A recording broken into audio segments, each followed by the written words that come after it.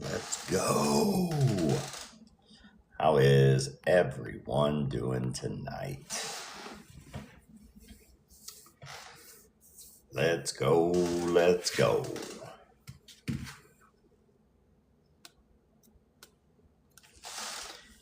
See who all we can get in here.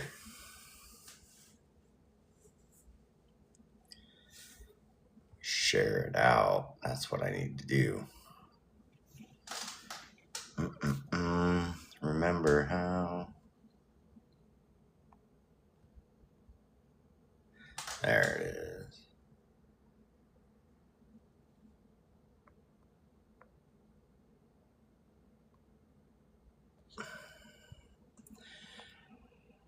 Where's John? There he is. Get it sent out. He asked for a invite. Thank you. There's the man of the hour, Hawghead Customs. You're more than welcome to join in at any time. Sit here in the live with me. We won't start until 7 o'clock. Hopefully you all caught Real Talk with Tiny yesterday at 8 Central, or his is Eastern as well, 8 Eastern. That was a little different being on the other side, being interviewed instead of doing the interviewing. But I'm so glad I did it. It was a lot of fun. Tiny's a great guy. If you haven't gotten over and checked out his channel, make sure you go and give Outdoors with Tiny a follow. He does Real Talk with Tiny podcast. It's good. It's a little different than this one. He does mostly fishing.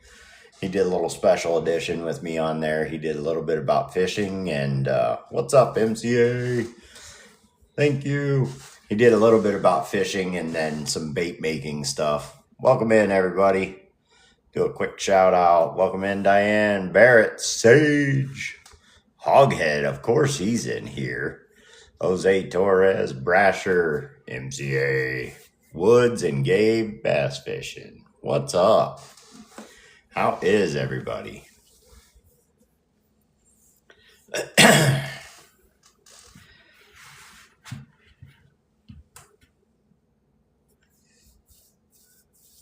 Everybody's rolling in tonight.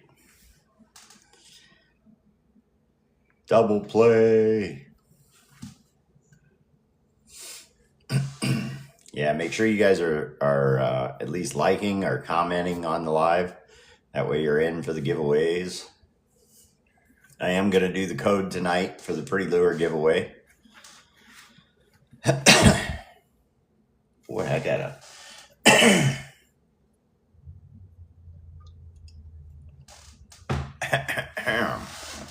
Jenny! What's up?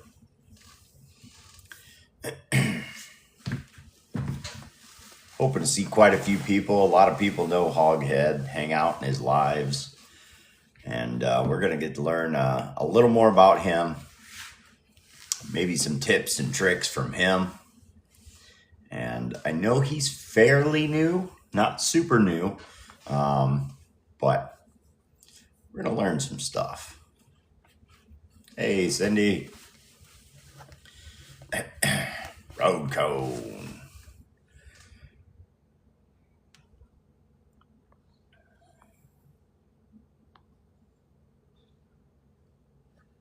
Lady Pollock, welcome in. Welcome in, everybody. We start at 7. We'll get started directly at 7. But yeah, being on the podcast with Tiny, that was interesting. I can't wait for him to send the live over to me. And he also puts it on Spotify and the YT page. So once that's up, I'm of course going to go rewatch it.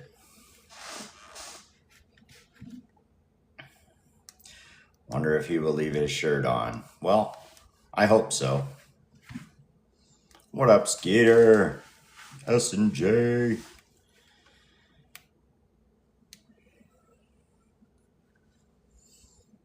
Is that a thing for him now? The no shirt.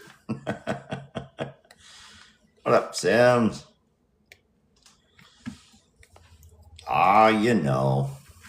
Doing a podcast thing.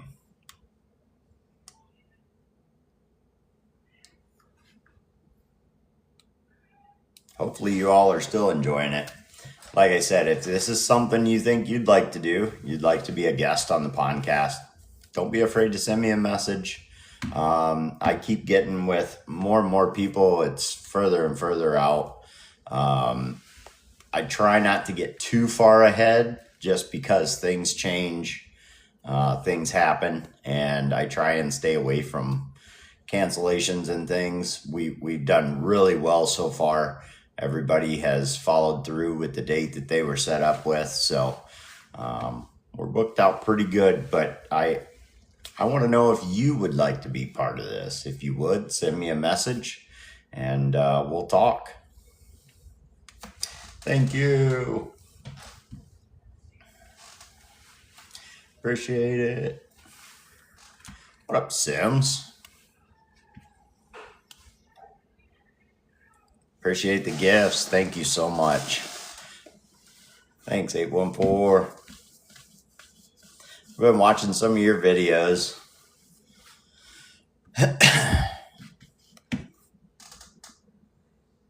What up, Strouds? Boy, that carpet keeps showing up in the background. My wife was cleaning the house and she left a carpet on the chair back there. It almost looks like I'm thinking. Tell you what, before this gets started, let me move that.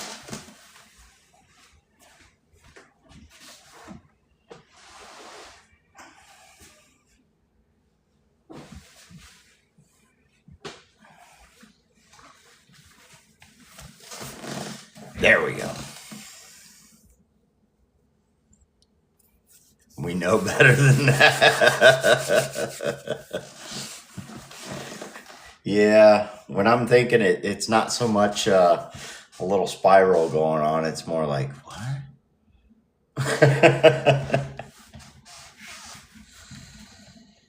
Appreciate all the shares, all the likes.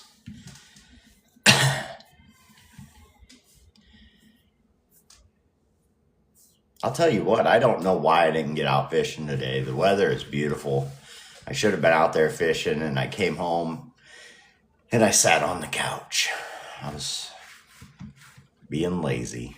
Rebecca Brusher.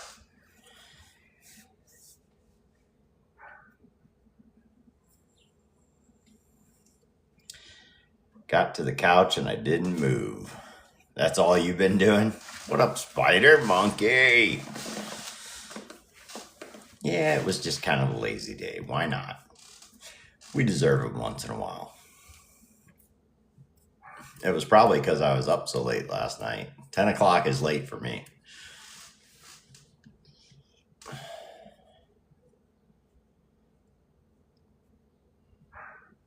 I know Brasher said he tried to stay awake for the podcast last night, but couldn't. And I 100% feel his pain. He gets up super early.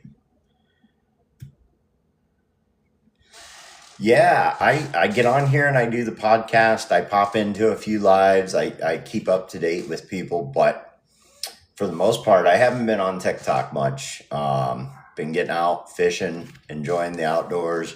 Thank you. What up, Innovative? I've been getting out and enjoying just being outside. You know, it's going to get super hot around here. It'll get up in the 90s and it'll stay there. And that can be kind of miserable. I'm more of a cool weather guy. 70s is good enough. 70s, we can stop right there at 70. Thank you, Lauren. Well, old Hog is in here. Let's see if we can get him up here and get him settled in.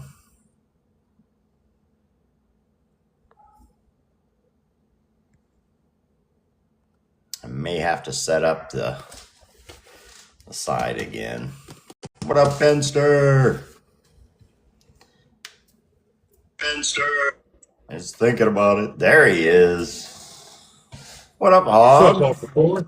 What's up, Uncle Corey? You know, just looking to hang out and chat it up with you. Yeah. Doing some painting? Yeah, I'm doing a little painting. I'll shut it off in just a second. Hey, nothing wrong with that. That's what we all do.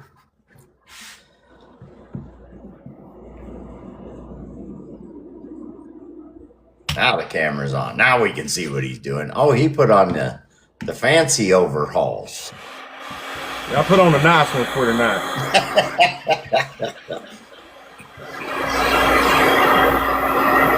You guys don't know, now you know. He loves them overalls, them bibs. Yep. That's what happens when you got an extra long butt crack.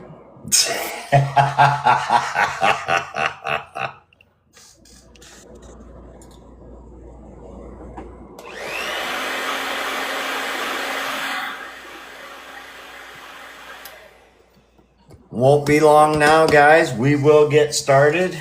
As you can see, Hawghead is going to be the guest of the night. We're going to interview him. We're going to see what all he can tell us about bait making. Fake it till you make it. Fake it till you make it. Heard it, done it, been there.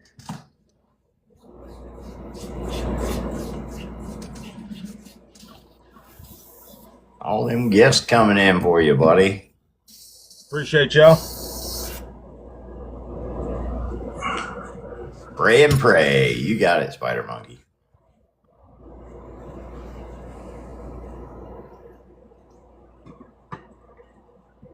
Half-ass is in here. We got 29 already. Look at that. Look at that. Bass Junkie.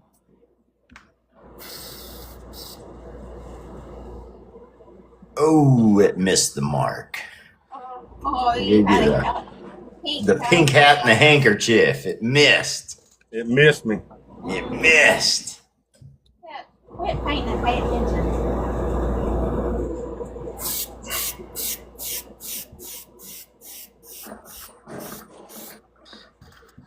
We painting special for somebody, or are we just painting to paint? For my youngest boy. There you go.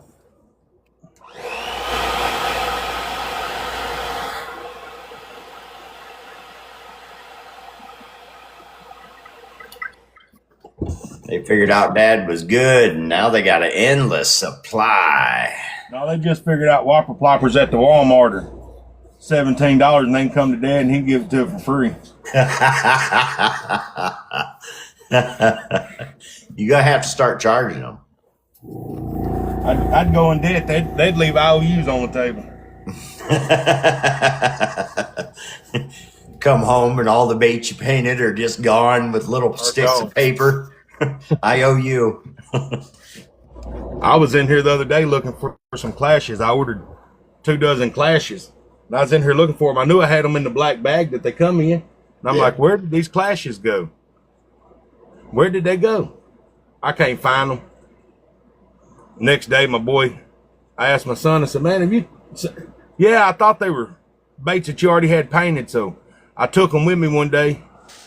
And I realized that they hadn't been painted, so they're out there in the shed. I'll go get them for you. Oh, my gosh. Probably fish them just like that. You might catch something. Probably.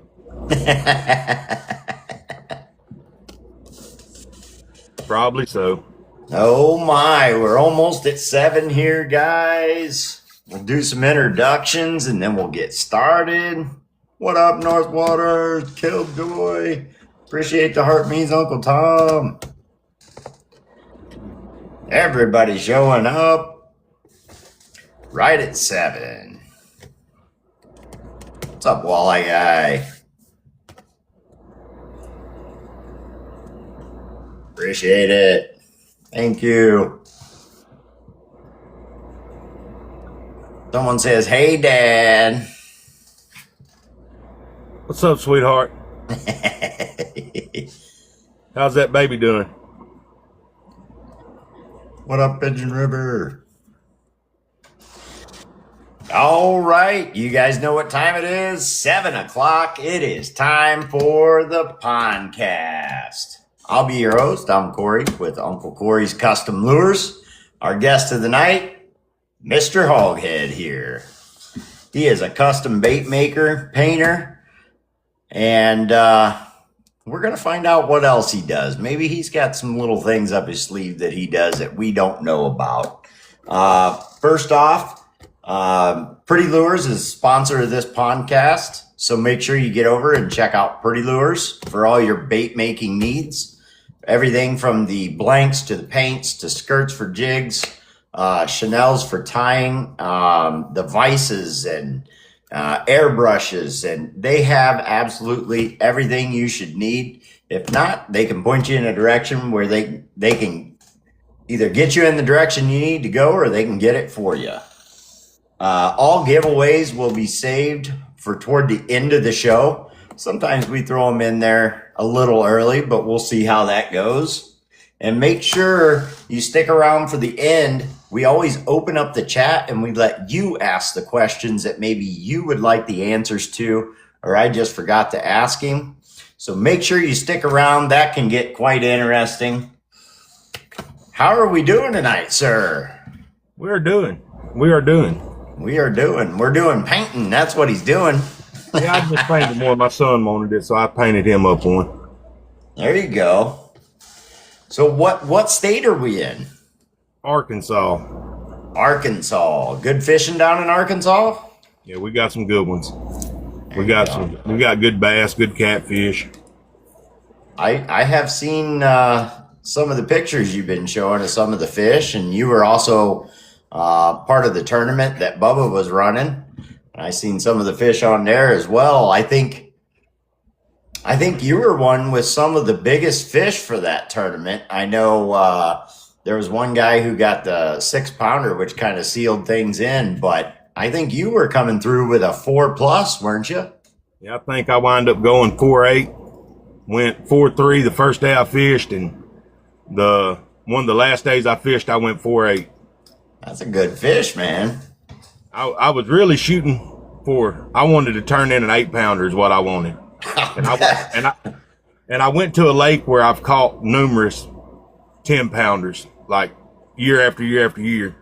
Yeah. And just, it didn't happen. I mean, it wasn't in the cards for me.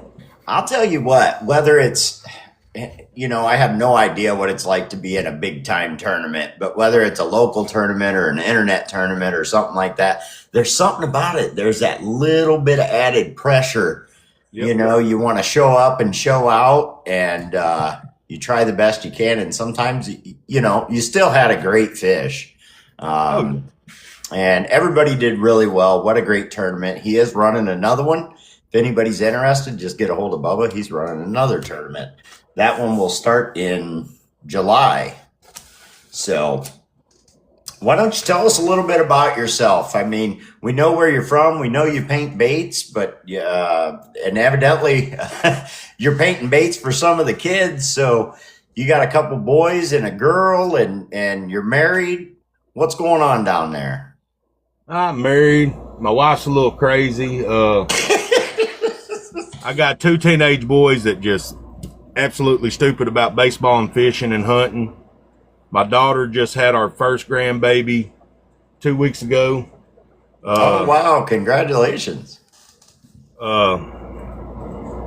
Besides bait painting, I like to hunt, trap, fish. I mean, that's what I prefer to do. I like to run and hunt. I like to listen to the hounds hunt. I like to run dogs. Which anymore, I mean, it's about a thing of the past. Nobody does it anymore. But what is it that they do now? I mean, running dogs has always been a big thing. Is there a different way that they're hunting in that style, or? A lot of it just has to do with deer leases and privately owned land and gates going up. Like, I don't know about up there, but down here, 95% of our gravel roads have got gates up. And if you're not part of that deer lease, you don't have a key to it. You can't go down it. Right, because they chain those padlocks together. Correct. Yeah. And so that's kind of hurt the dog hunting around here a lot. Yeah. Fences, gates, signs going up everywhere. You're right. It is hard to do something like that. I used to hunt when I was young, very young, and I haven't hunted in years. I've been kind of a rolling rock, but fishing's always been something that I kept hold of. And he got the cowboy hat. It's the same way with fishing though. When I was a kid, it didn't matter where you went. You could go ask any farmer, any landowner, hey, can I fish this pond? Yeah, absolutely. Don't leave a mess, and you're good to fish.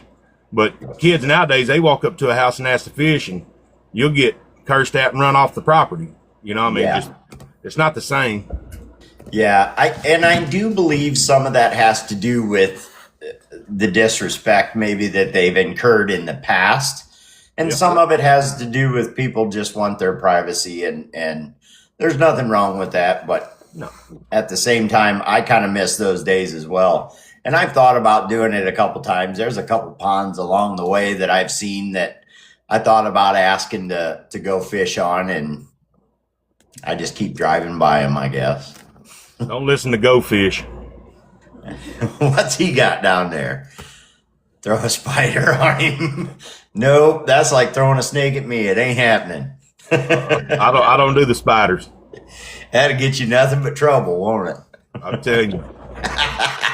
I told my wife, I said, if we're ever out walking around, fishing together or whatever, and you see a snake, just make sure you're not in my path, because I'm coming through. And I'm very sorry about what happens, but I got to get away from it. Yep. That is me. So is bait making and hunting and hanging out with the family your full-time job, or do you do something outside of the bait making? I'm a production supervisor at a 55-gallon steel drum plant. We make the oil barrels and paint barrels and stuff like that. That's funny. You might send some straight up here to us. We got big 10 by 10 and 2 by 2 drums that we use to mix our pigments and paints in over here where I got a job at. So yeah, we send drums to Kankakee, Wisconsin, Illinois, Montana. Yeah, about every state in the United States anymore. But yeah, lots of welding, or is it more robotic? How are they exactly put together there?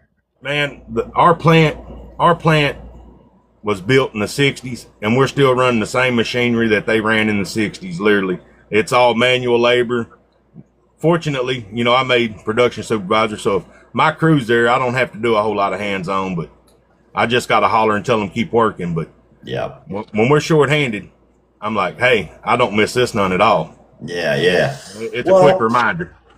There's a lot of blue collar workers like me or you that remember what it was like when it wasn't all done by a machine and all that stuff. So there's a little bit of appreciation of that, a factory staying with its roots. Yes, it's still hard work, but at the same time, there's not a robot taking your job. There's not an assembly line that can run itself with one or two people that took away 10 jobs, Yeah.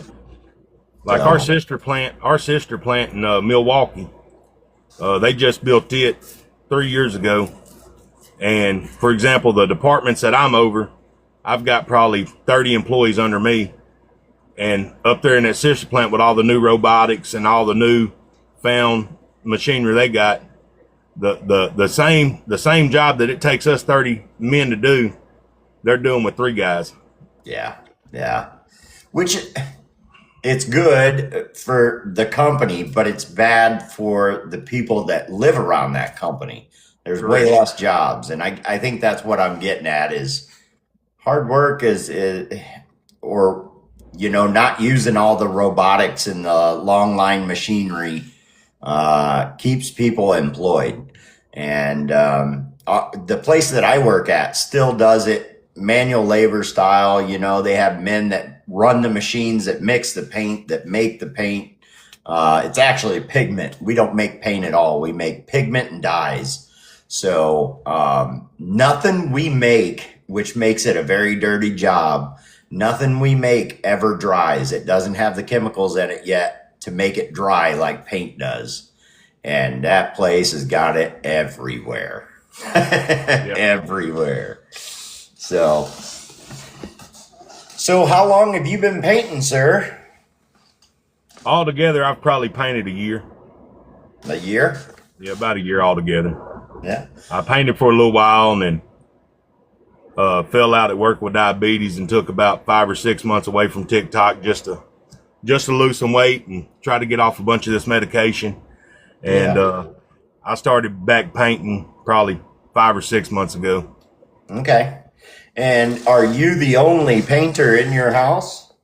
No, my wife does some hand painting, but very seldom does she use an airbrush. Most of the stuff she paints is painted with a brush. Yeah. And we've seen her quite a bit on here as well. Whether she's just joining in with you on the camera or she's doing her own live, we've definitely got to see her quite a bit as well. Are any of the kids picking up any of your guys' stuff, or they just want you to make the baits so they can use them? My daughter does a little painting every now and then. I mean, every now and then she'll do a little painting. My oldest boy, he's painted a few crankbaits, but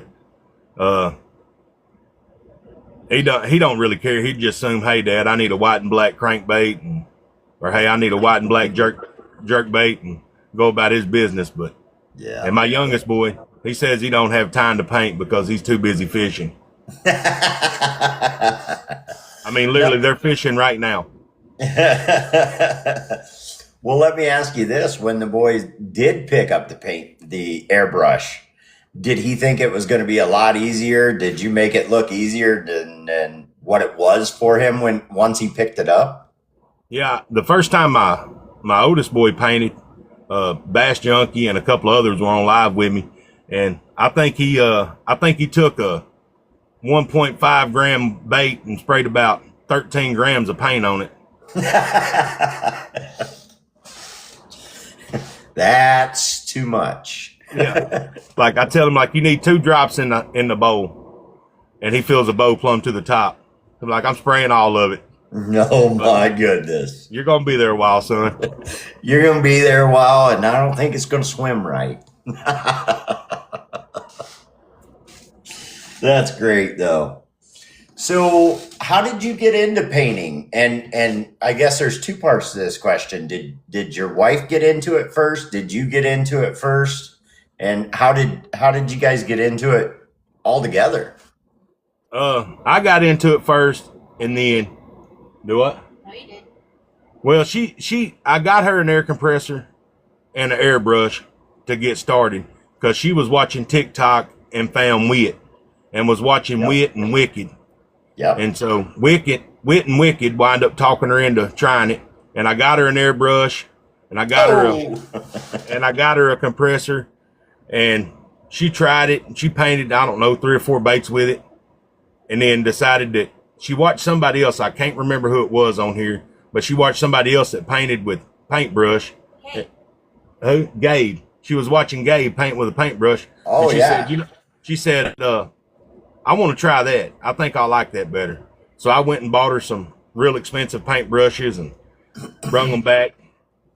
And she took over that, and I downloaded the TikTok app and got on it, and I wind up running into you and Lauren.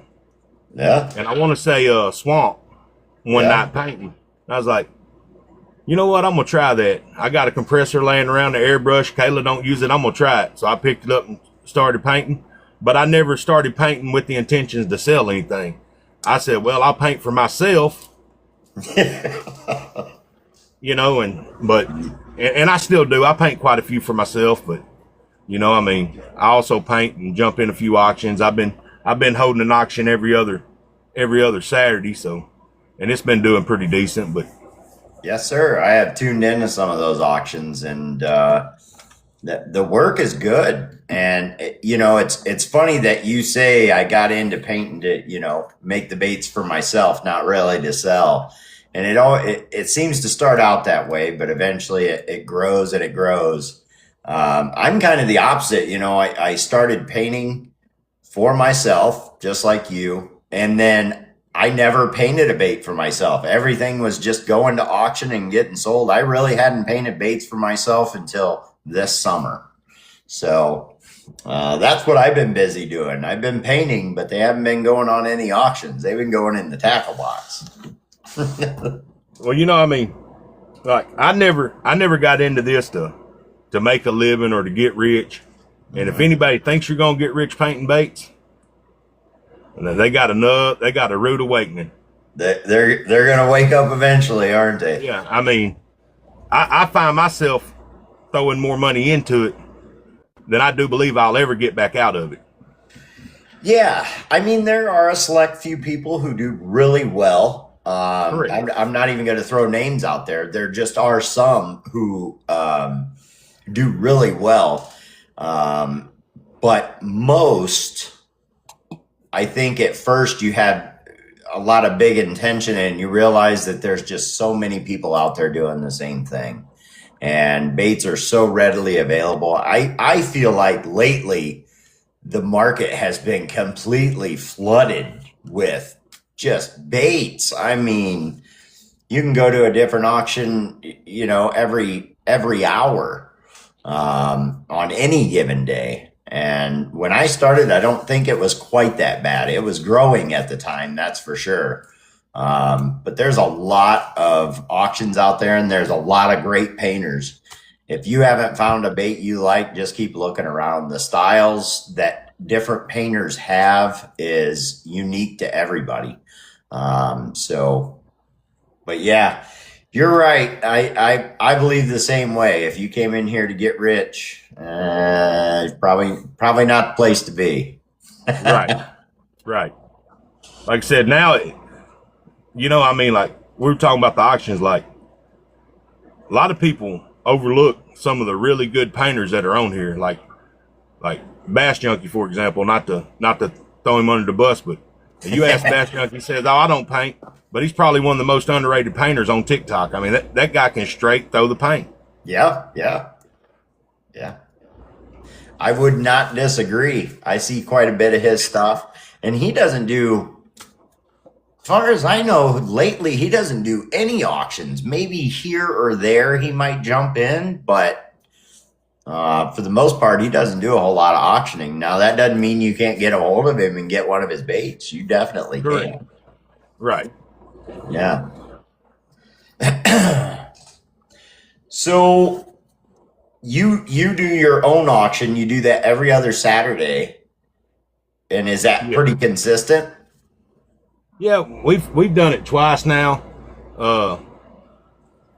And there's, like I said, there's been several different bait painters and jig tires come in. Corey Culliver's been in it. Crazy's been in it. Yeah. Lanier, Mad Mexican, Bass Junkie. All great painters. Pork Rind, and for the most part, I think this past Saturday, Lanier sold every bait that she put up. I think Joe sold every bait he put up. Yeah. Bass Junkie, I think he sold probably 95% or more of his baits. I sold all the lures I put up except one. So, I mean, it's been doing pretty good. But like I said, it's kind of hard going up behind some of them other painters, Like I throw you up first, and then I'm like, hey, I didn't think about that very good. I probably should have went first. It's going to be hard to follow this painter. I'm going to rethink what order we're going in next time. Correct. And so every other Saturday, at what time can they catch you?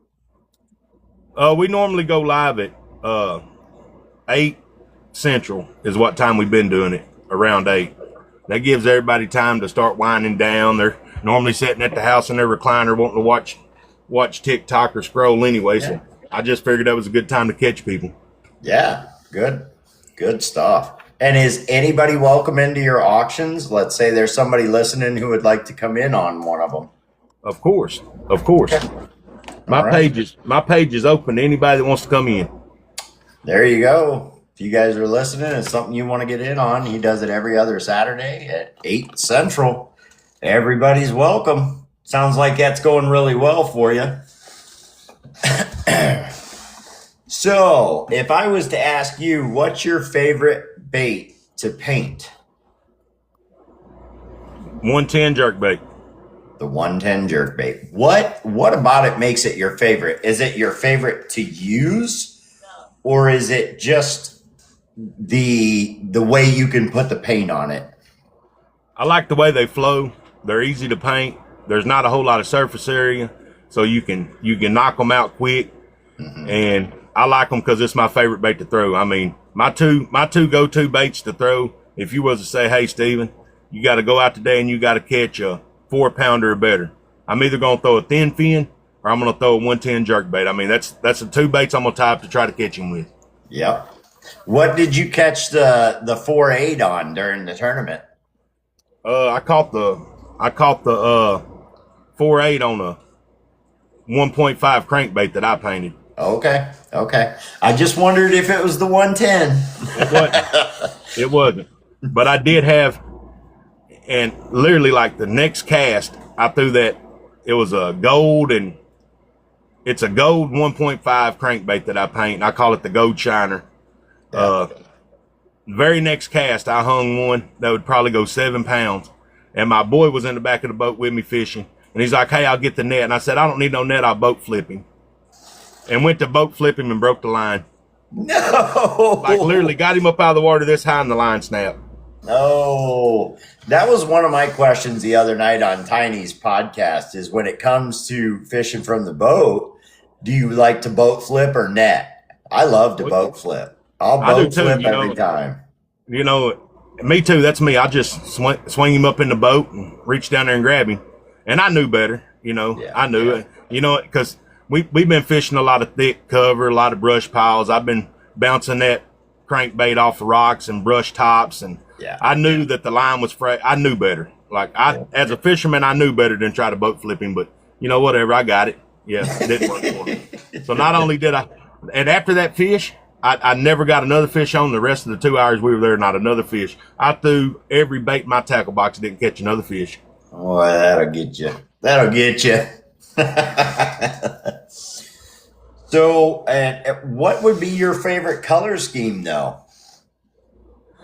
I really like silver and black and gold and black. I don't know why they produce good here. They catch red and white catches good. If I'm throwing jigs, I prefer a purple and chartreuse green.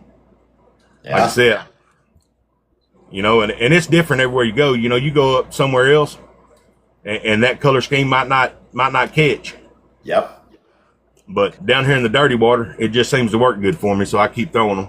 See, and that's kind of odd, and maybe it's just me personally, but chartreuse and stuff like that doesn't seem to produce for me. And we do have a lot of dirty water. We have a lot of rivers that run over here into Erie, and Sandusky Bay, which is right outside my door, is always muddy. If it rained a little bit, we get a lot of mud because all that rain that happened to the south of us is coming straight up here to Erie, and it washes out and turns it into a mud hole.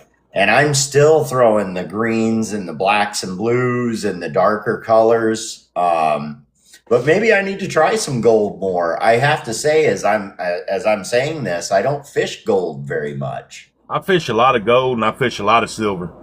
And they produce here. I mean, now, will they produce there? No, but maybe not. I mean, you know. Well, with you saying the dirty water, and I'm sure everybody else is listening to that, if they're producing in a dirty water, sometimes it does matter, you know, what region you're in. But at the same time, it matters what the water looks like. So if it's a good dirty water bait, maybe it's something I should throw a little more of. I might have to give that a shot. I would darn sure tell you to try it. I mean, it works for me. We'll get her done. We're going to give him just a little break, guys. Don't forget, this is sponsored by Pretty Lures. Make sure and get over and check out Pretty Lures for all your bait making needs.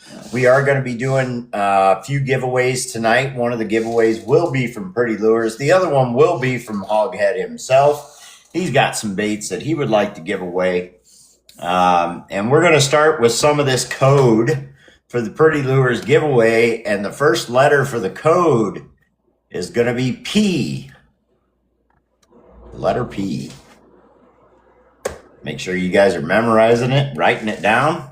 I will ask for that code when we go to do the giveaway. I will go to the upper right-hand corner. We already have the numbers pre-selected, and whoever's name is beside that number, I will ask you for the code. You'll have just a minute to give it to me. Hopefully you can give it to me. If you do, you win that prize. If not, we'll move on to the next person. Other than that, what airbrush do you use? I use a Vallejo Ultra and a Harder Steinbeck. Okay. Which one's your favorite? Believe it or not, they're both the exact same gun because the Vallejo Ultra is made by Harder Steinbeck. It's the exact same gun. There's no difference in them whatsoever. Seriously? Just the name on the side of them. Now, maybe you're not like most, but what was the airbrush that you started with?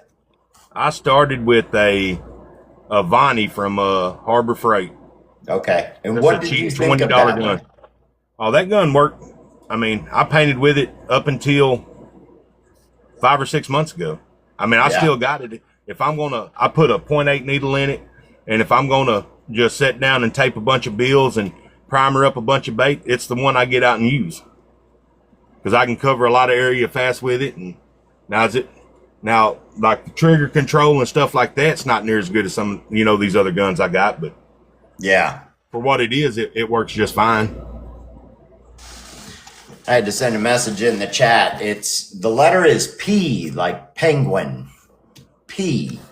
P is in Paul. Paul. There you go. I always suck at those letter associations like that. There's some people, they spit them right out. I'm like, I don't know.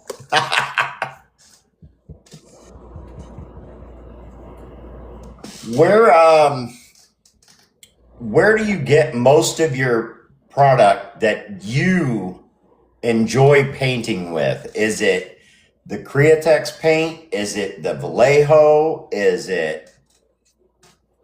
Believe it or not, I paint with a lot of Golden's High Flow now. Yes, sir. And I paint with a lot of Createx. And I've really got to where I like the cheap paint from Hobby Lobby, just the airbrush brand Hobby Lobby paint. I love it. It sprays good. I don't have to thin it. I spray it. Literally, my gun stays at about anywhere from 15 to 19 PSI. I don't have any problems out of it. So yeah, that stuff really does spray good. It does. I know a lot of people who have gotten onto it. I mention it quite often, and it's not to put out any other paint. There's a lot of great paints out there, but for what it is, the price and the availability, like you could go out and get it right now and bring it straight home and just put it in the brush and start spraying it. Yep. It works that well. They do have a reducer and stuff. I haven't used it. Have you? I bought some of the reducer for some of my Vallejo model paint just because I was out of my 4011. They had a bottle there when I was picking up some paint, so I bought it. But I'm going to be honest with you. I don't like the smell of the reducer. I don't like the smell of 4011 either, so I've got to where I reduce all my paint with water. Yeah. I used to reduce with water, and then I did switch to using like 4021. But my goodness, for a little bottle of that stuff, you're talking, $13. Yep. That's a little pricey when you reduce as much paint as we do sometimes. It just depends on which brand you're using as to how much you're reducing. But I switched. I had Mr. David from Pretty Lure mentioned to me he uses a windshield washer fluid, a summer blend windshield washer fluid. And I started introducing it into what I do, using it to clean the airbrush at first and things like that. And that's what I use for everything. I use it to clean the airbrushes. I use it to reduce. It works really well. And, $5 for a gallon of that stuff versus, $13 for this little bottle. It's a big difference. It's a big difference. It is. Only Summer Blend, he says. You're right. Walmart. Only Summer Blend from Walmart. It is the Super Tech. That is what he put me onto, and I'll tell you right now, it works. It definitely works. Anyway, moving on. Is there a certain hook that you like to use on your baits? Or do you just put on whatever? Because let's face it, not everybody, but about 70% of the people that we send baits to, they are set on what hooks they're going to use. They don't care what you send. If they're a VMC guy, that's what they're going to switch them to. I run a Comcari hook on everything if I'm going to fish it or I'm going to send it out, it's getting a Comcari hook. Yeah. They're good. They're like 5X strong. They're a good saltwater stainless steel hook. Sharp as all get out. Ask Jeff, he'll tell you he's got several of my baits. They are sharp. I thought you were going to say he's got several in his finger. Yeah, he probably does, honestly. I mean, they're sharp and they're a good hook. I like a good sticky hook. You know what I mean? If I'm hooking and ringing some of my baits and those things are just touching the bottom of my finger and they get stuck, well, that's what you want. You want them nice and sharp. So, And we always would rather a hook bend than break, right? If a hook breaks, you have no chance to bring the fish in. If it bends, you got a shot. That's right. You got a shot. Unless you're trying to boat flip a 7-pounder, then you ain't got a shot.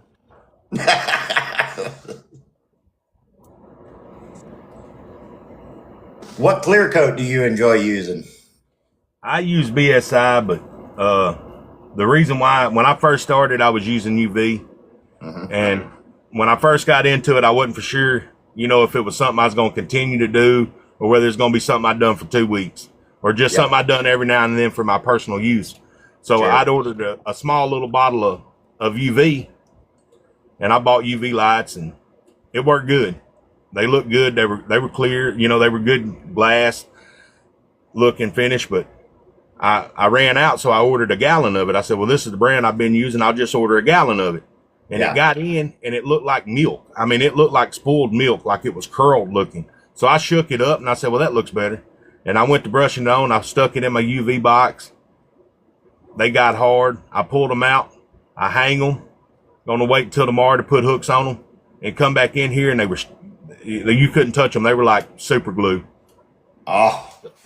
So I was like, well, that kind of steered me away from UV. Now I got a new UV here. I just haven't tried it. BSI's been working, so that's what I've stuck with. Yeah. And I think that becomes a case for a lot of people. It isn't so much, I'm a UV or I'm a BSI. They picked something that worked for them and they stuck with it. And that's where exactly I'm at right now on BSI. It's worked, so that's where I'm at. Yeah. I haven't had anybody call and say, hey, this is happening. But if you do, you get a bait from me and you got a problem with it, let me know. I'll make it right. Yep. That's the way to be, too. That's the way to be. You ever get painter's block or anything like that? And if you do, what's something that you might do for it? Is it just leave the bait alone for a while till you figure something out? Maybe look at some videos or watch some other people paint? Well, if you've ever watched me live, you know what my go-to is for painter's block. I take the bait that I'm painting and I bounce it off the wall about as hard as I can throw it. Then I wait about 5 minutes and go pick it up and look at it. And then normally I feel a little better and I'll get back to painting, but it gets a good hard fling off the side of the wall. You're a bait thrower, huh? Yeah, I'll throw it. I don't think I've thrown a bait yet. I'm not saying I never will. I'm just saying I haven't See yet. the comments down there. I threw a 110 so hard about a month ago that when I finally calmed down about an hour later, I just sat here talking to Bass Junkie and MCA and a couple others that were in the live. When I finally got up to walk over there and pick it up all the way across the room, I threw it so hard it snapped the bill off of it.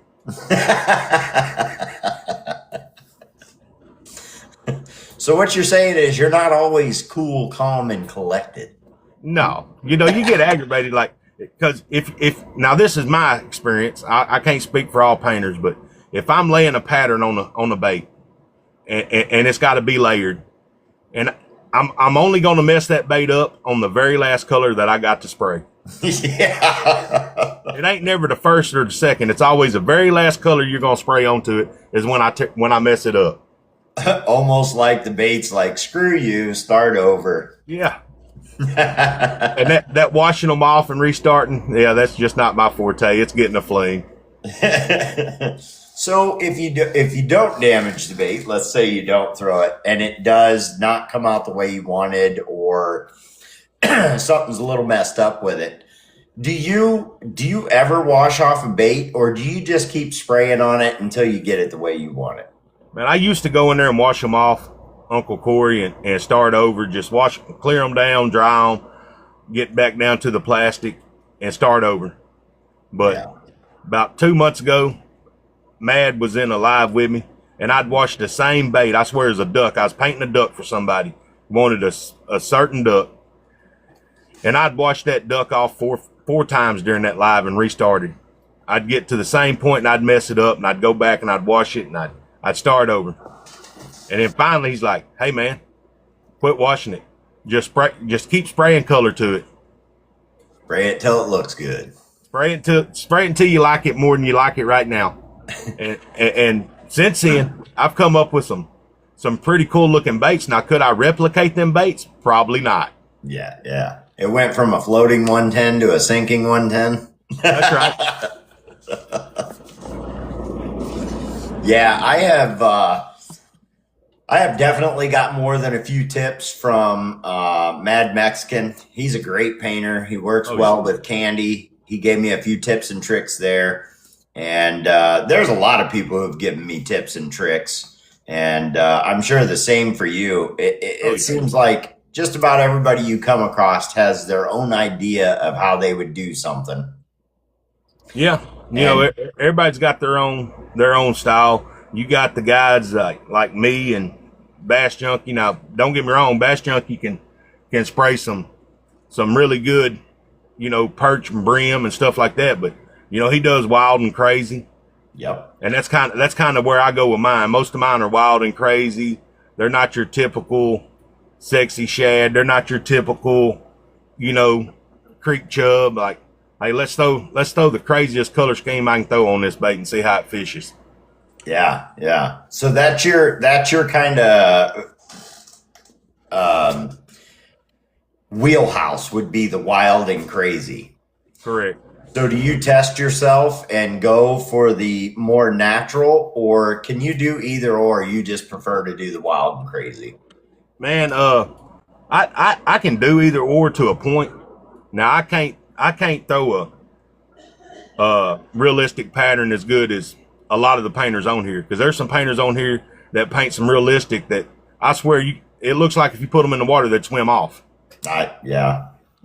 But now, I'm not on that level, but I mean, I can spray a good enough pattern, and I do find myself going to a realistic pattern every now and then because it forces me to slow down. I take one of my phones, open it up. Hey, this is what the fish is supposed to look like, and then I'm slowed down. As to where my wild and crazy patterns, I can sit here and bust out 5 or 6 of them really fast because it doesn't matter. They're wild. You just go with it. Right. Yes, sir. It is. I can do the wild and crazy pretty easy. But then also I do the same as you. I'll pull up the iPad and I'll pull up a certain fish and I will sit there and take my time, figure out what colors I'm going to layer in there to get what I'm looking for, what stencil's going to give me the pattern that's on that fish. And if you take your time and pay attention to the colors that are in that fish, no fish looks the same as another fish, right? So as long as you get within that wheelhouse, it's going to catch somebody's eye. It'll look good. Yep. Taking your time is part of it, though. And I think that's something that when you're a new painter, you can forget pretty easy is man, don't just throw everything together. Take your time, get out of your comfort zone, use those paints you don't usually use. Try some of the patterns you're not used to doing or don't feel comfortable with. And all it does is make you a better painter. Yep. So, definitely. All right. Time for a big, hard question. If you was to pick, who would be one of your favorite painters? May it be here on TikTok, Facebook, or anywhere else? Now, this question is not meant to be loaded, but a lot of people answer it that they can't really pick one. They pick a few. There's several painters. There's several painters that there's three that I would say are probably among, or four that I'd say among my favorites. Okay. Papa Woody is one of them. Yes, sir. Matt is one of them. Yes, sir. Jeff Lorette with Bass Junkie is one of them. And Lanier. Yeah. That woman can dang sure spray the paint. Yeah. I've seen some of Lanier's work. I haven't seen a lot of it, but I've been seeing that name a lot more in lives. And so it's kind of been brought to my attention to check out some of that work. And yeah, I'll have to look into that a little more. But I remember seeing that name, Lanier, quite a while ago, and then just didn't see it anymore. So I don't know if they might have taken a break or what happened there, but I have been seeing it a lot more and would like to see more of their work. And I'm telling you, like, I don't know, 2 weeks ago, I bought a motor oil hard plastic from her. And literally my son Saturday texted me because I was looking for it and it was gone. And he went to it. Well, he took that, literally, he took it with him. He caught 16 bass on that motor oil jerk bait in an hour and a half. There you go. He's like, Dad, I think this is my new favorite bait. I need you to order me like 10 of these. I'm like, I just need you to make sure you bring my bait back, son. That's right. Why don't you let me fish with that thing that I bought for myself?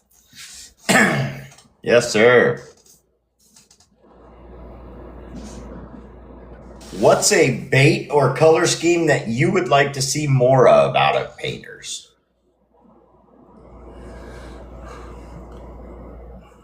Just a simple paint job. You know, like the old, like back in the 60s and 70s, if you bought a top water bait, yep, it was going to be white with a red head. It was going to be black with a white herringbone pattern down the side of, simple. Because a lot of the bait painters, including myself, a lot of the bait painters on here, they try to do the most complicated pattern that they throw on a bait, where in all actuality, simple catches. If you don't believe that, just take you a 110 out and spray it opaque white and put you some BSI or UV, whatever you use, and go throw it in the water. I bet you catch fish on it. Yeah. I don't disagree at all. I actually, I have my painting booth in the other room, and we collect 10 signs, and there's 10 signs everywhere. And one of the 10 signs that my wife bought for me was a sign with those old baits on it, the redheads and the, jitterbugs and things like that. And I started taking those patterns and putting them on baits, and people did really like them. Now, on the other hand, I'm painting baits for my box, and that's the first thing I said is when I'm painting for myself, it's simple. It's a 2-color fade. I don't use too many colors. Lots of times there's not even a pattern on it. It's just straight color and BSI and into the box. So the reason we do all the fancy color schemes and the patterns and stuff like that is because that's what you as the buyers of the baits like to see. And that's perfectly fine. But yeah, simple does catch fish. Simple does it. Definitely. We're going to give you another letter here. We have another letter for the code. The next letter is H. The letter is H. Bone all day, pearl white 110. Yep. Those simple baits. It is very, very true. Very true. You need a break or anything, buddy, or are you good? I'm good. When you're fishing, you and your boys, is it mostly boat or bank fishing? Where are you fishing at the most? Man, I'm going to be honest with you, it's about 50-50. We fish out of the boat, we'll fish from the bank. A lot of times it depends on where we're at. There are certain spots of the river that we like to fish that you can't access with a prop boat. If you don't have a jet, you're not getting there. Yeah. So, we'll bank fish those spots and wade fish. And, if we go to the lakes, 9 times out of 10, we're in the boat. Yeah. That's something I want to try is wade fishing. There's only one problem with wade fishing. Them freaking snakes are right in your face. They don't eat too much. They just take a little bite. No. I bet you look like a ninja out there. You walk through a spider web. I'm telling you, we were wade fishing a couple of weeks ago, and I think I seen a spider that you could have put a saddle on and rode. Yeah, well, there's some big ones. They get near the water, man. They get fed good. Yeah. Yeah, we have some big spiders here on Erie. There's a few reasons I don't keep my boat. I could actually have a dock space right down here and have my boat in the water ready to go. Just walk out, get on it, and go. A few reasons I don't do it. One, you have to keep it covered. It's always out in the sun. It's always out in the elements. If it's raining, anything like that, you got to go down there. You got to do things with it or you're going to have a ruined boat. The other thing is there's way too many snakes. Every time I walk down to those docks, there is snakes all over the boat covers. People chasing them off their boat just to get in it. And I'm telling you right now, if we are doing 30 miles an hour across that water and a snake pops out under the floorboard, I'm gone. Somebody better take over driving because I'm leaving. I am not a snake person. So my boat stays at home in the garage, and hopefully it never gets a snake in it because I'll go swimming. I need away from that thing.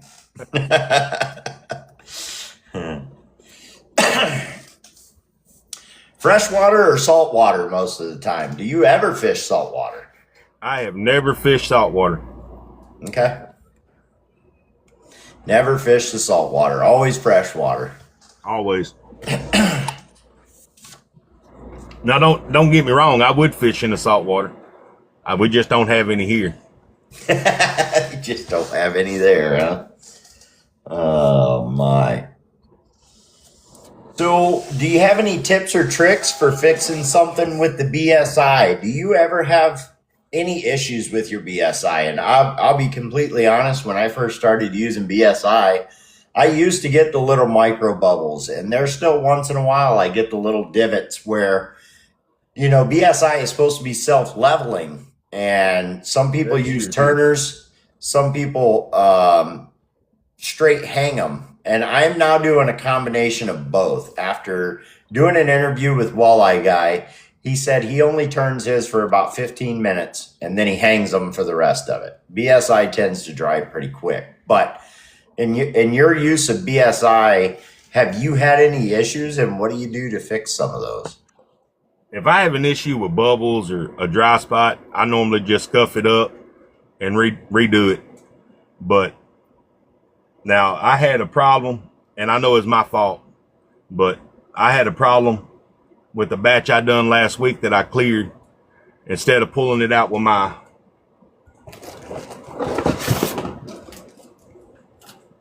syringe, the way I measured out properly, I just said, well, I'll squirt it out same amount and I'll mix it up.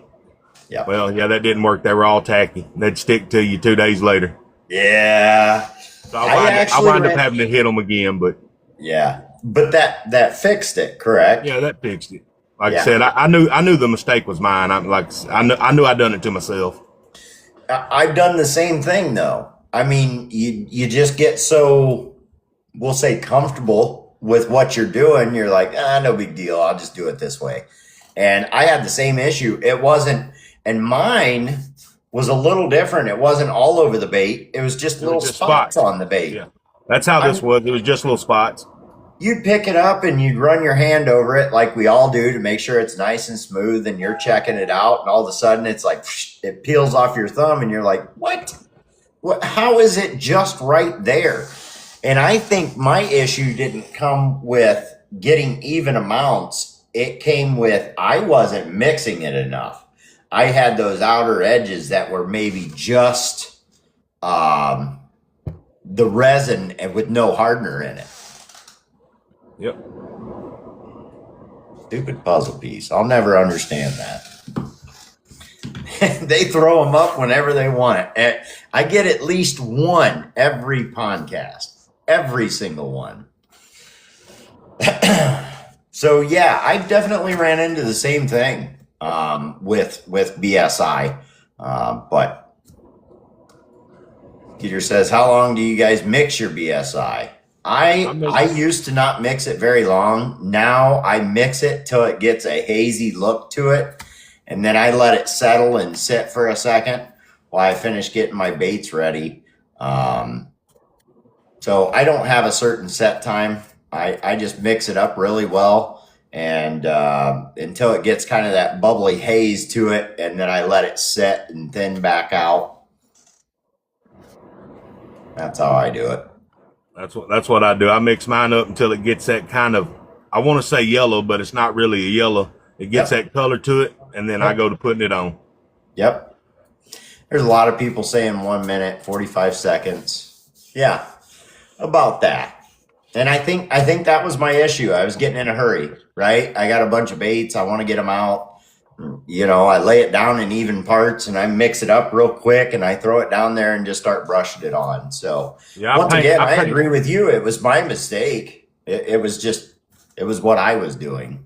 See, I paint all week and clear everything on Sunday. Ooh, I don't like clearing that many at once. I find it works best for me that way. Yeah.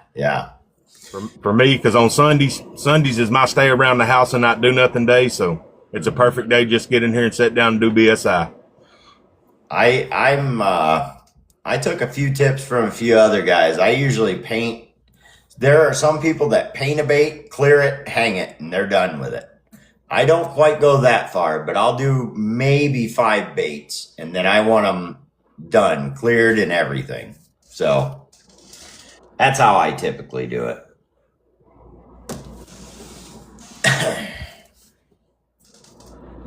We have got 53 people in here, 101K on the likes. Appreciate everybody showing up, asking all the questions. We are saving the questions for the end, and you can get ready for those. We're going to give you another letter to the code. The next letter is the same as the last. It's an H. Letter is H. Legacy Lures, welcome in. Don't forget, guys, I have my next guest already lined up, and if you don't know who it is, BFE Baits is going to be the next guest on the podcast. That will be next Tuesday. BFE Baits, some people call him Beefy. That will be the next guest on the podcast. Couple more questions for you. You good for a couple more? Yes, sir. Yes, sir. Don't want you to fall asleep. We know you worked hard today. Nah, I'll be up until 10 or 11 anyway. I can't do it. What time do you go in? I get up and leave at 2. No, sir. You ain't keeping me up till 11 and then getting up at 2 in the morning. That ain't happening.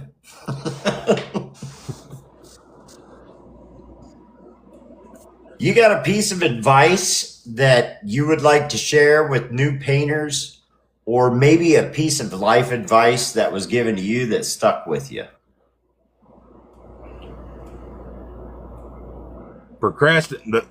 I got a quote that I've told all my kids. My grandpa told me when I was young, but it's just always stuck with me. Procrastination is the fear of success. Very nice. Just try it. If you fail, you fail. Yeah. I mean, it's just that simple. But you know, a piece of advice that I'd give people is, I mean, we're all on here. You know, the fish talk community. We paint baits. There's always this group. This person don't like this person. That person don't like this person. Blah blah blah. You know, it's never ending. But yep. When a new painter comes in, he asks you a question. Answer it to the best of your knowledge. He's just trying to get started, or she's just trying to get started, whoever it may be. But you know, I mean, it seems like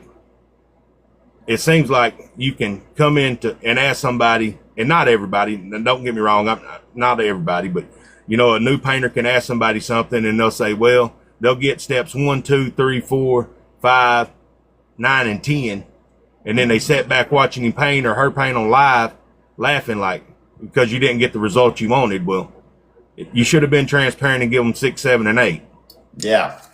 No, definitely. If somebody's asking for advice as a new painter, make sure you're helping them out to the best you can, not half of it. You know, I mean, if you got a question you want to ask me, you ask me. I'm an open book, and I tell you, hey, if you ask me a question I don't know the answer, I'll tell you I don't know the answer. Like, hey, go to Uncle Corey, go to Swamp, go to Bubba, TRS, Mad. You know, go ask them. Them guys will help you. You know, or Bass Junkie, whoever it is. You know, go to them. They'll probably be able to answer it. But like, I don't know it. Like, I'm still learning myself. Like, I find myself learning new stuff almost every time I pick the gun up. If you're not learning, you're not paying attention. You're not trying. There's always something to learn. And I like what you're saying. When you don't know the answer, you're going to refer them to somebody. I would elaborate on that a little bit as to, it depends on what question you're asking me. If you're asking me something about candy paints, I'm going to refer you to Tim the Candyman, Mad Mexican. Brasher Baits helped me a lot with candies, as well as Mad Mexican, as well as Tim the Candyman. So, you know, some of the questions, we're going to refer you to the people who do it the most. Right. You know, if you're asking me a question about UV, I don't have an answer for you. I'm definitely going to refer you to somebody who uses UV all the time. Correct. So that's a great answer, man. What is... Let's start with a bass. What is your personal best when it comes to a bass? 11-4. 11-4. Man, I need to get down south, boys. I'm telling you. 11-4. And it's mounted. Believe it or not, it is mounted on one of my good friend's wall, because I was going to put it back in the water. Oh, really? I seen her on the bed. I spotted her. I pitched a June bug lizard in there on top of her. She picked it up, run with it. I set the hook, got her in. I was going to put her back in the water, and he was having no part of it. The biggest bass he had ever caught at that point was like 5 pounds, and he said, there's no way she's going in live well and going on my wall. Is your name at least below it? It is. It's got a gold plaque underneath, you know, a little gold trophy plaque underneath that says the lake I caught it on, where I caught it, the day I caught it. But yeah, he wasn't putting that fish back. I promise you, he was some more irate about me trying to put that fish back in that water. Yes, sir. I mean, it makes sense, especially if it's the biggest one he's ever seen, and it's still the biggest one you've ever caught when it comes to a bass. Yeah, I caught that thing 18 or 19 years ago. Now, you do all types of fishing, though. So I like to say fishing for the frying pan. I'm sure you do some crappie fishing and cat fishing. What all fish do you keep and bring home for the family? Kentucky, spotted bass. We call them Kentuckies here. I know a lot of y'all refer to them as spotted, but we'll keep Kentuckies. Very seldom do we keep a largemouth. I don't like eating them. We don't keep any smallmouth. We like to catch them, but we don't keep them. We keep crappie. I'll keep brim, and I'll keep flathead. Mm-hmm. I like to eat flathead catfish. It's probably my favorite to eat. And we'll keep walleye, but around here you fish all day and you catch 5 walleye. Hey, you put in work. I mean, you fish daylight to dark to catch them 5. Yeah. What's your biggest catfish you've ever caught? 82 pounds. 82 pounds. Do you have to use a truck to bring that thing in, or? I caught it on a roller rod. Last year, my son, was it last year Brady caught that flathead? Yes. My son's PB last year on riding reel, and believe it or not, caught it on his bass pole on just a Abu Garcia Black Max with 30-pound braid.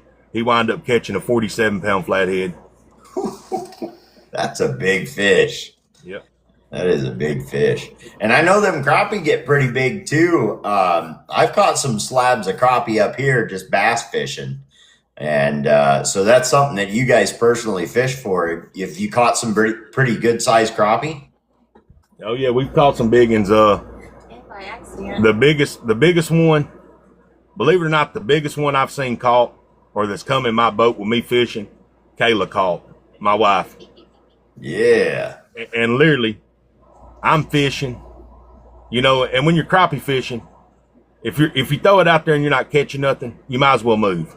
Mm-hmm. Like you're not gonna waste time. If you're trying to find them, I don't use live scope, mainly because I don't have it. If I had it, I'd use it, but I don't have it, so I don't use it. But so we got to do it the hard way. Like these lakes I fished, I know there's brush piles here, brush piles here, brush piles here, just by memory. So we're gonna bounce around to hit them.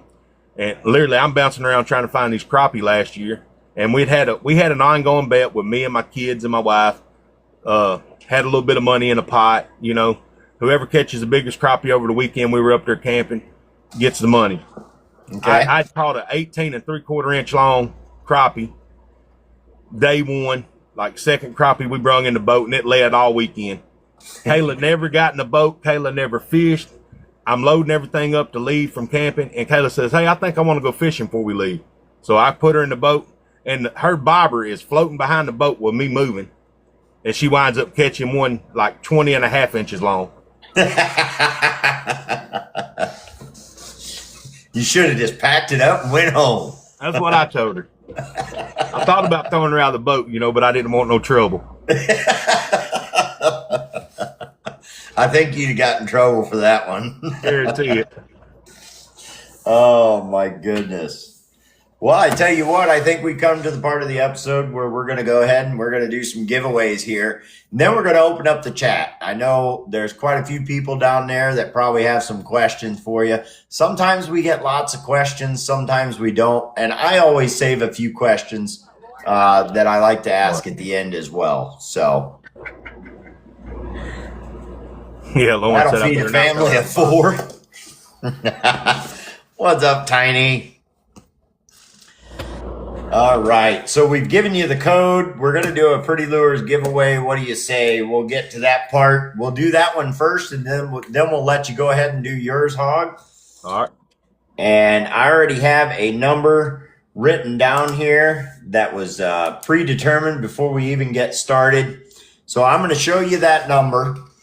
This will be for the Pretty Lures giveaway. I'm going to show you that number. I'm going to go to the upper right-hand corner, and I'm going to find the name beside that number. It's whatever name that I find at that moment. And then I'm going to need you to give me the code that we read out earlier, and that's why I always rewrite this, and I forgot to. Otherwise, I show you the code at the same time. So I'm going to write it real big right here. And I am going to cover up the code. That is the only thing I'm covering up. Every time I do this, it never works, does it? Every time I do this to myself. There it is. Number 8.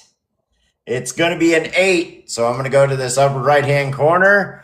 I'm going to find number 8. It's going to be Diane Kaufman. Diane Kaufman. Throughout the podcast, we have given a code. I need you to type in that code in the chat, and that will get you the Pretty Lures giveaway. It will be a $25 gift code. You can give me that code. We will get you this prize.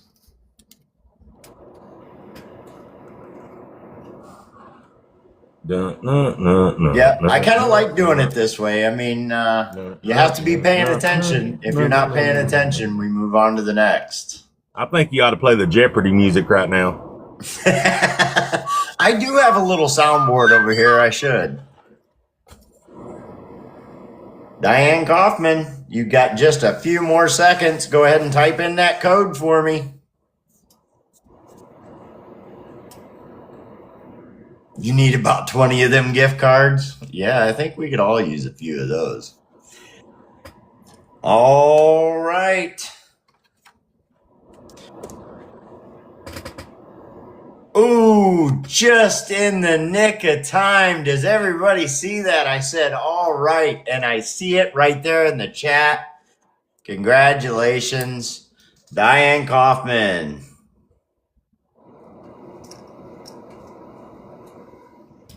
Let me make sure I get the name spelled right.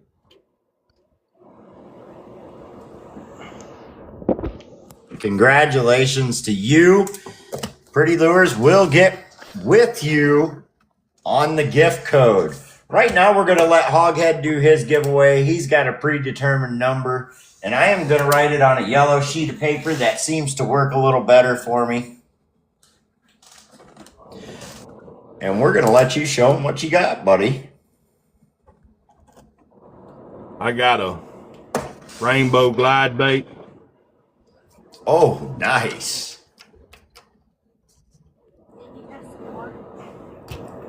I got a Clash, just wild and crazy.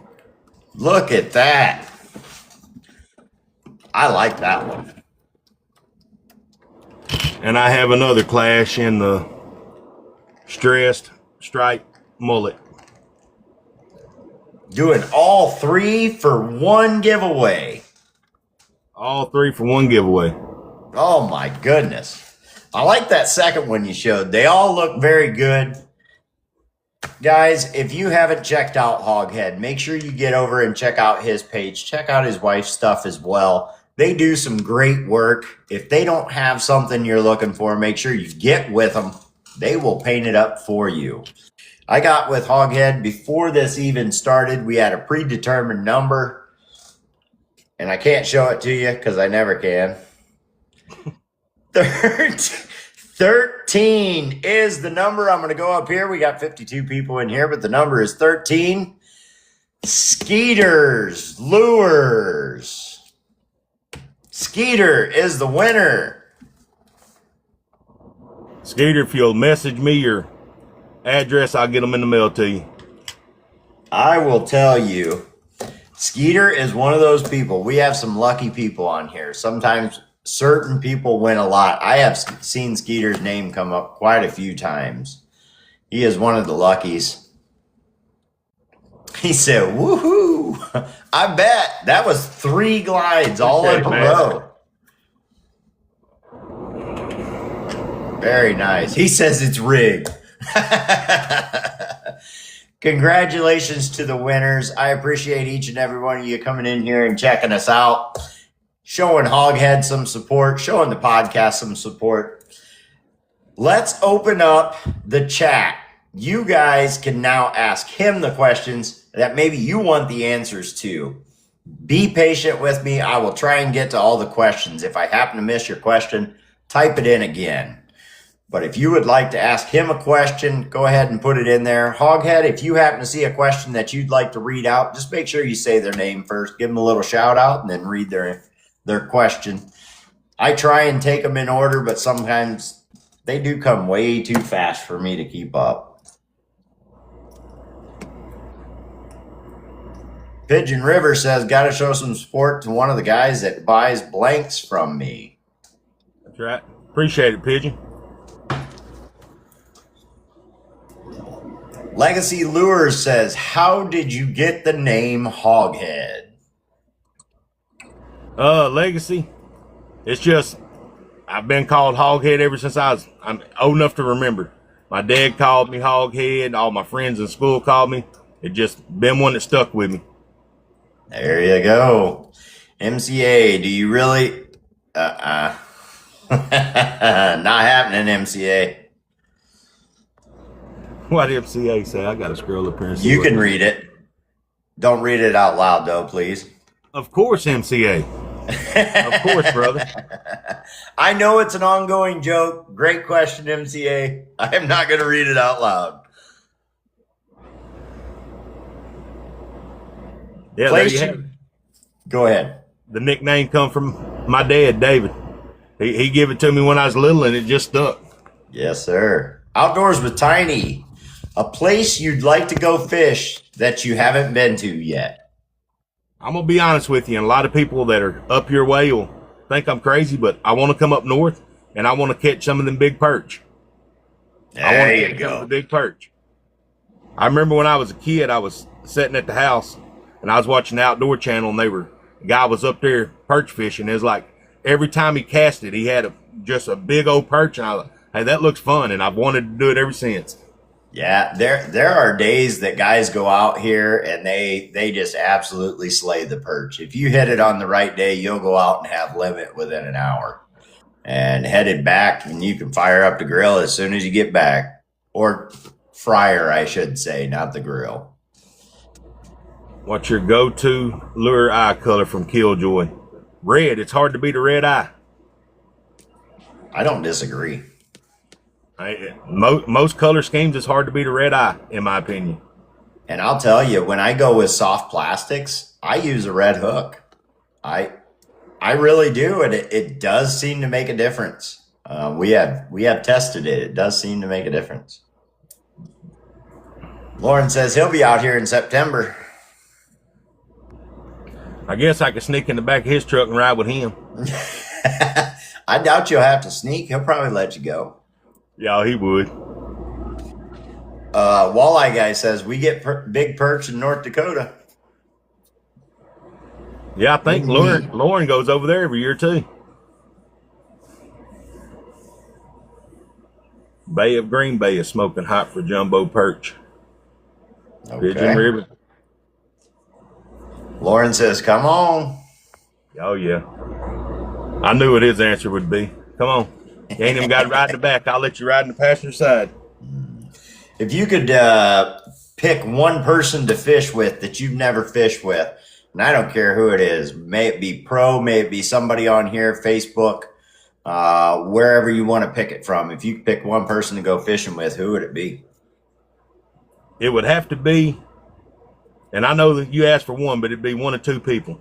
It would either be Swamp or Mad Mexican. I don't care which one you went with. Both of them got those attitudes. Y'all destroy a boat.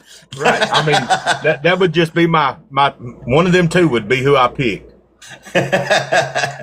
You guys would be out there cussing and hollering and breaking poles and yeah. Might not catch a lot of fish, but you'll have a good time. I have no doubt.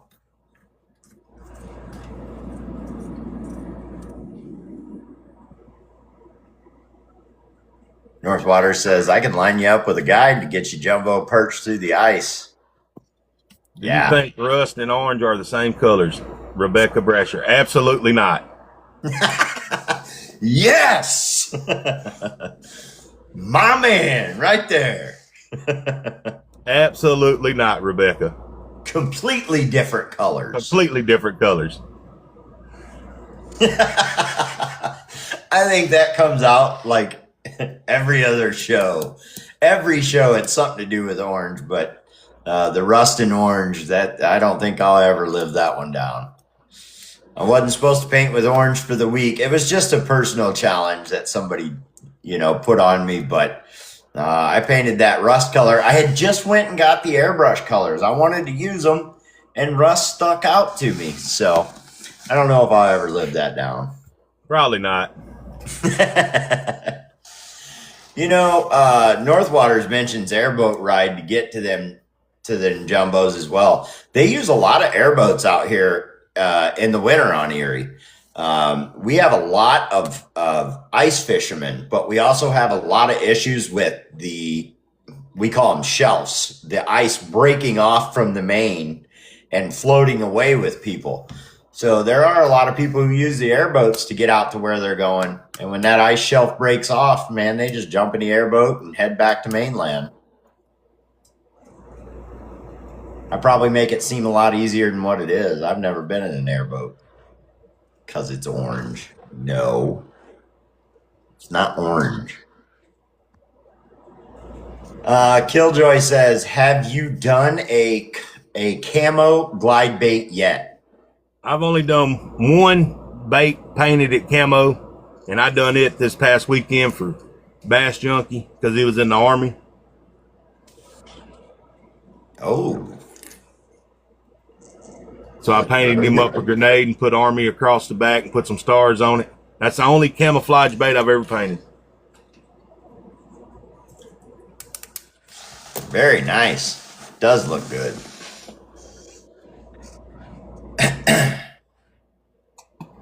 A lot of questions getting asked. You guys have some good questions for him.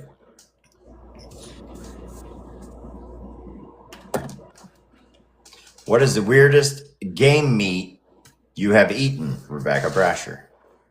Weirdest game meat I've eaten. Nutri-Rat. Really? Nutri-Rat.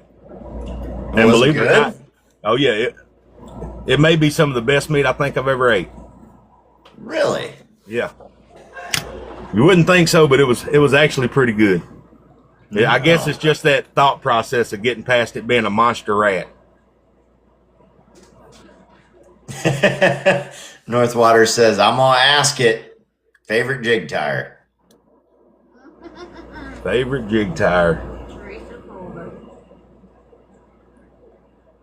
Teresa Culliver and Corey Culliver's daughter. The Culvers. I like, you know, I mean, I paid $20-something for one hand-tied jig from her. Really? And a Hershey candy bar.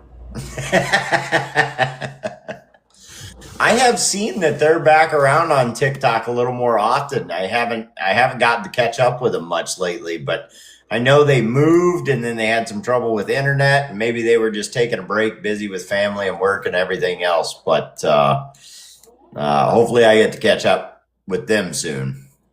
Tenny, I'll tell you what, if you pay for me to fly over there, we'll come tomorrow. I got 2 tickets. All the way to Australia. Yeah, Tenny sent me some messages the other night. I swear on one of the thermal videos he sent me, I bet you there was 1,000 deer standing. Oh, wow. I mean, they were as far as you could see. And over there, you know, they're a nuisance, so there's no limit. There's no hunting really? season for them. Yeah. Just go over and have fun. Yeah. It's on my bucket list to go to Australia to hunt some stag and deer. Here's one. Don't start your shit, Kayla. Bad Mexican said, don't start your shit. That's my job. Hence the reason I'm not on there. That's just what she does. Exactly. I got to put y'all on y'all's toes. What are you talking about? Oh, what a great podcast. If you guys don't have any more questions for him, I think we're going to wrap this one up. I do appreciate you coming on here, man. And we did get to learn some stuff from you. We did get some tips and tricks out of you. Yeah, So, I think I gave you the only 2 I knew. the only 2 you knew. Or the only 2 he's willing to give up. You Pray decide. and pray and fake it till you make it. And there you go. Well, I hope you had a good time. I had a great time. I hope everybody else enjoyed the podcast tonight. We will get all of these prizes sent out. The winners tonight was Skeeters for Hawghead's giveaway, and Diane Kaufman was the Pretty Lures winner. Pretty Lures giveaway winner. So those will get sent out to you just as soon as they can get them out. Once again, man, I appreciate you taking the time and coming on here and taking time out of your day. And I know Kayla's been over there in the background helping you out. Hey, I appreciate the invite. Yes, sir. Will you let me know if you need anything? Other than that, I think we're going to wrap it up for the night. Thanks for joining us, everybody. That is the end of the podcast, and I hope you have a great night. Good night, everybody.